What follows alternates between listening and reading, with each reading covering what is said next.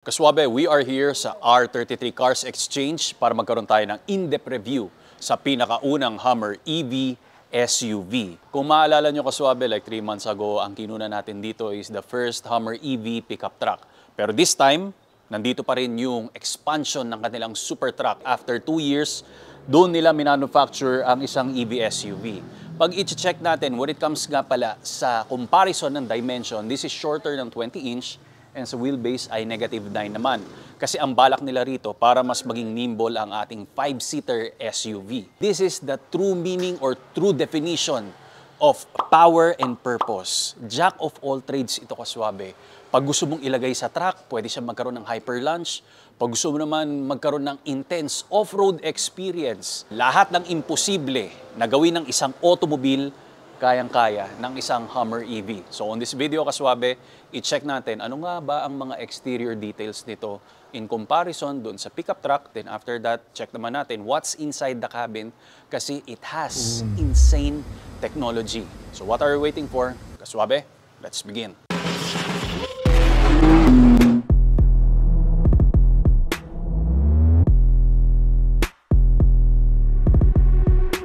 Pag-usapan muna natin ang hyper power specs ng ating EV SUV. Well, this one has tri-motor, syempre dito sa harap, tapos dun sa likod, dalawa. And the horsepower is 830 with 1,600 plus Newton-meter of torque. Ang 0 to 100 niya na watts to freedom ang tawag nila dun sa kanilang hyper launch is 3.5. Ngayon doon sa pickup truck is nasa 3 seconds flat lang. Yun yung difference nila. Towing capability naman, same lang naman sila na nasa 10,000 pounds, pero ang curb weight is mas lighter ito ng 100 pounds. Kasi yun, 9,000. Ito naman, 8,900. Special feature nito is yung tinatawag na crab walk diagonal drive para mas maging nimble siya when it comes sa parking, off-road na experience, off-road driving. Kung may mga obstruction, mas madali lang. Ito nga pala yung Power E-trunk natin. Ang kasya rito is 320 liters. And as you can see, meron kang release power button dito para pag na-trap dito yung mga fanatic ng Cybertruck. Pag nakulong dito, pwede pa rin makalabas. Diba? Medyo mataas lang talaga pag mga Hummer na automobile. So pwede mo siyang isara through dito, meron kang switch. Sa key fob, twice mo siyang pipindutin. Minsan nagkakaroon lang talaga siya ng konting confusion. Yan. Okay, softly and gently. Actually, identical lang naman sila ng EV pickup truck natin. Pero despite na parehas sila, very attractive and beautiful pa rin ito. So makikita natin ang ground clearance nito, kayang-kaya siya hanggang 16-inch. Yun yung off-road mode. Pag aero mode naman is 12-inch. Approach angle niya is 49 degrees na napakataas talaga. Wading depth naman is nasa 32-inch ang pinaka-higher niya pag off-road mode. Kasi ang Defender, siya yung panalo, diba, dun sa wading depth na umaabot ng 35-inch. Pero ito, 32-inch naman. You have a massive tow hook dito. Tapos yung underbody armor natin, napakaraming steel plates nun para protektahan syempre yung pinaka-structure ng baterya natin at marami pang iba. We have camera, diba? Ang macho sobra ng lower bumper, GMC na badge. Then eto yon, yung main beam headlights is here. Tapos eto, napaka-expressive ng ating LED lamps. So meron siyang kanya-kanyang modes ng animation. Depende kung anong pipindutin mo sa key fob. Like for example, gusto mong i-lock, diba? Ayun siya, medyo gumagapang. Pag i-unlock naman natin, meron siyang illumination, tapos yan. Yun. Ganda, diba? Very futuristic. Transfer naman tayo dito sa side profile. Ang massive na makikita natin kagad ay yung wheels and tires. So this is a Goodyear all-terrain tires, 305, 55 ang sidewall, and 22. Ngayon, may choice yan. Meron rin siya yung 18-inch, tapos 35 yung profile ng mga gulong natin. So, depende. Hindi ko lang alam kung paano yung mga options nyon. Dahil ang laki ng gap dito, ang kakapal ng mga shock absorbers natin, ang taba-taba. Piano black material na may pagka-glitters yung pagkaka-finish niya rito. Siyempre, the Hummer EV badge. Meron kang Easter egg na American flag. Yung mga rear and front fenders natin, mas pinalapad. So dito, ayan, may karagdagan siya, halos mga 3-inch. starting door panels. So fix yung mga running step board natin, texture niya para pangliha, magaspang. So dito kaswabe sa likod, ang kapansin-pansin, ito yung wheel cover natin, nakadeboss yung hammer. Then yung moon topographical map is nandito. Attention to details, kakaiba. Special feature ng ating tailgate, they call it the power swing tailgate. Ngayon ko lang nakita yung ganitong klase ng feature. Dito sa key fob, may ipe-press kang twice. Yan. See? Oh, automatically it opens. Yung details dito, actually, it continues here. Tapos meron kang mga power outlet. Malaki naman yung cargo capacity dito. Lalo na kung ipa-flatten natin yung second row.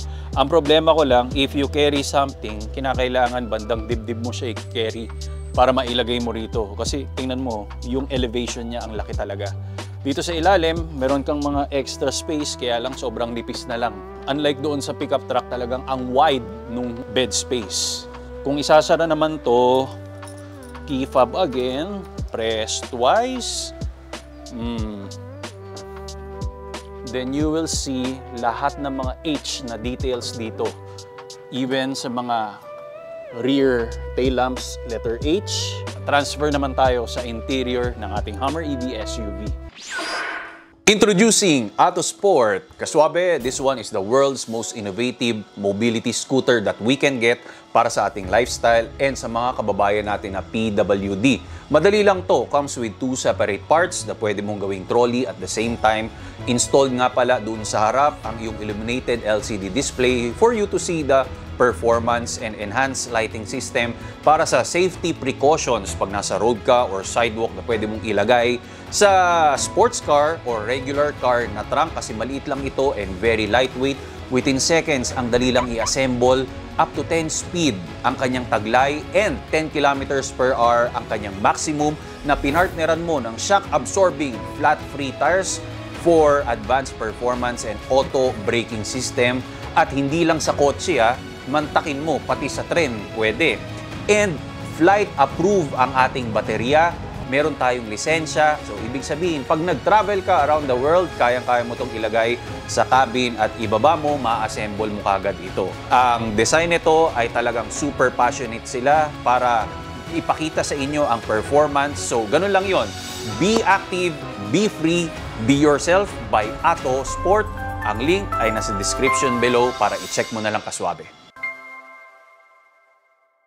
Pagdating nga pala sa interior colorway option, meron tayong dalawa. Ito, ang Lunar Shadow Interior. Doon naman sa pickup truck na EV is the Lunar Horizon Interior. Ang pinaka-feeling dito sa loob, napaka-komportable, napakaluwag siya. Pamilya, kasyang-kasya, tapos ang bilis pa. Nandun yung pagiging elegante niya and very futuristic. Pero, the most important thing, yung pagkaragid niya. Mararamdaman mo pa rin talaga yung pagkamacho niya. Moon details, moon surface, dito sa cargo, sa wheel cover, dito sa floor matting natin, rubber, sa storage mo, nandyan pa rin yung pinaka-reference ng moon. Then, pagdating pa rin sa speakers natin, yung mapa ng moon, isinalpak nila dito. Sa pickup truck, meron kang storage sa backrest, tsaka pwede mong iangat yung mga seats natin.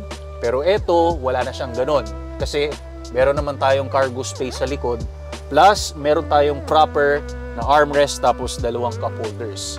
Map lights nasaan? Wala dito definitely kasi iba ang roof liner natin. Nandito siya sa likod. Okay? Notable feature talaga rito is yung tinatawag nila na infinity roof. This is a convertible machine. So yung mga modular sky panels natin, madali lang naman to tanggalin. Bawat driver, co-pilot, passengers, so overall vibes is very futuristic, pero yung pagiging macho at pagiging rugged niya hindi pa rin mawawala. Kaswabe, let's prepare for lunch dahil nandito na tayo sa driver cockpit. When you are sitting here, ramdam na ramdam mo yung pagka-strong and powerful niya kasi obviously, ang tatapang ng shapes dito mga square, rectangle, wala siyang mga whooping lines, sexy lines. Nakita ko lang talaga yung visibility, medyo limited pa rin dito sa harap. Meron kang Hummer EV dito na plate. Dashboard natin, ang ganda ng mga linya.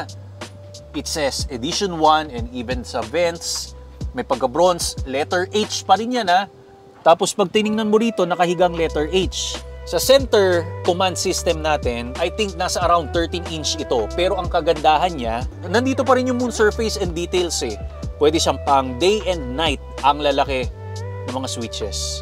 Very responsive. Ang pinaka-favorite ko rito na video graphics. Kahanga-hanga rin tong high definition touchscreen monitor natin para i-showcase ang different drive modes. Nung una, nasa moon terrain yan. Pagpasok dito sa portal na yan, may mga drones driving inside the spaceship. Etong orange environment naman for sure, Mars planet kung nasaan tayo nag-off-road. Next is volcano surface trying to escape the lava. Baka alam mo na mapahamak tayo. Ito, space rocket naman ang tinutow ng ating Hummer. This is your center armrest. Meron kang lalagyan dito. Pagdating sa likod, meron kang extra tray. Wala lang tayong cooler. Tapos you have cup holder.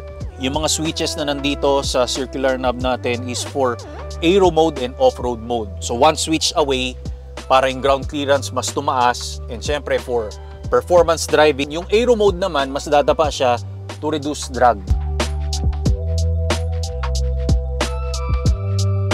Left side icon is the crab walk diagonal drive. Naalala ko sa H2, yung parang laboratory shifter tawag ko doon. Kumakalug-kalug talaga, nag-squeak siya.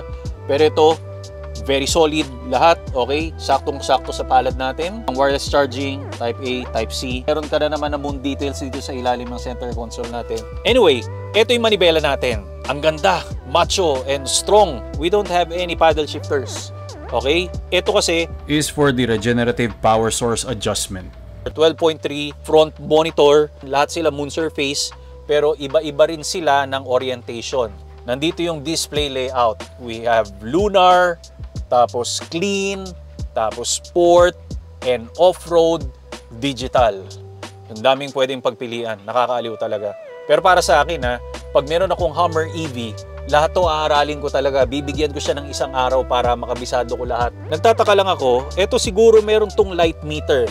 Pag ginawa mo yung watts to freedom, for sure, hindi ito rev meter kasi electric vehicle tayo. Nakita ko kanina, pag pinindot mo yung traction switch ng 2 times tapos nag-brake ka, lalabas ngayon yung hyper launch natin. Teka lang, nasaan na? Yan, nanginig yung seat ko rito, tapos iba na yung nasa monitor natin. Nakikita mo? Ayan o, yung mga glowing light, iniintay ka na lang mag-take off. Pero nakakaba, tapos eto, you have to continue. Yung switch, pipindutin mo, then yung brake, tapos yung accelerator pedal, dahan-dahan, hanggang sa bibitawan mo yung brake, magla-launch na tayo. Nakakatuwa lang tingnan, actually ang ganda. Eh wala, hindi pa natin ma-experience Kaya pag merong kumuha nito, sana kontakin nyo ako. Or if you are interested, kontakin mo ako, lalagay ko lang dyan information. Infinity roof pa rin natin, hindi ito glass kaswabe I think plastic lang to, pero syempre high quality yan. I think siguro for weight reduction, no?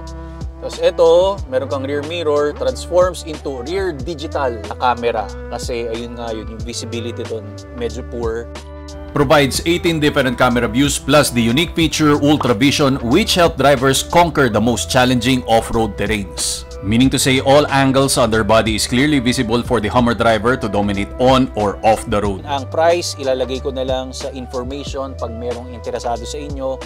Maraming salamat sa pagsama sa akin and don't forget to subscribe kasi para mababantayan mo kung ano pa ang mga rare cars na i-upload natin. Follow me on my social media platforms.